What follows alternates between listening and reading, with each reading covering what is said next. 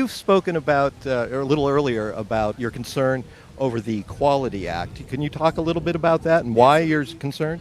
Absolutely. I am concerned because I have seen and I know how gay politics works. They are pushing with everything they can. Number one, it is misnamed. It is not an Equality Act. It is a Punish Christians Act.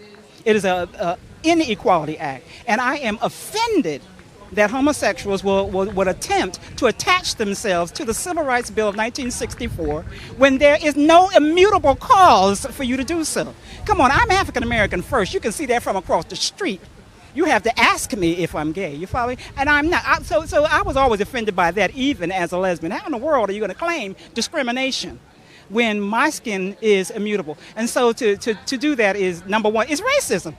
They're always talking about racism. They're racist. This one's a racist. That one's a racist. Homosexuals are racist for even using the model of the civil rights movement when you know you can change. That is mocking gay black people. That is mocking black people. They are racist at their core. And so they have to, because they don't have a cause, they have no immutability, they have to attach themselves to something black. And so this is why you see gay activists very active and at the forefront of African-American activism. They have to, but they're not concerned about African-Americans at all.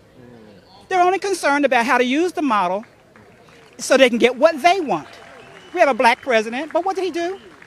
He did everything they wanted. And so I'm going to leave that alone. Equality Act is not an Equality Act. It is an act to punish Christians for anyone who does not agree with what they do, anyone who does not agree with allowing men to go into women's restrooms and showers, use accommodations. Even churches will not be allowed to say, no, you must use the restroom of your biology. Even a church will not be allowed to say so if this act goes through. My goodness, every person who hires will be forced to hire, will be forced to have faced with frivolous lawsuits if they feel as though they didn't get the job because I'm a transvestite or so forth. So it is a very, very ugly act. But what's really, really dangerous is that they know that they're not going to make it through. They made it through, of course, the House of Representatives. It's not going to get through the Senate. They know that they've got that planned out already.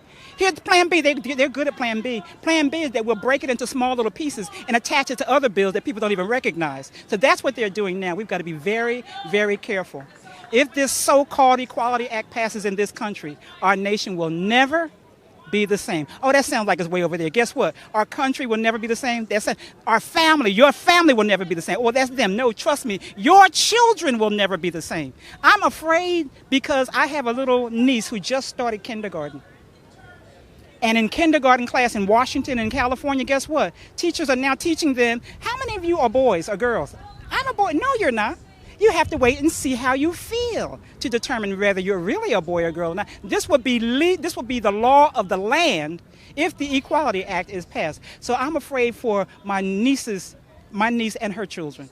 So it's not something that's going to stay over there for those of you who feel safe that, well, let gays have their thing. No, it's not going to stay over there. It's coming for you. And not only that, it's coming for the church. They've attempted to redefine marriage. They're attempting to redefine education. They're attempting to redefine what love is. We can go on and on, but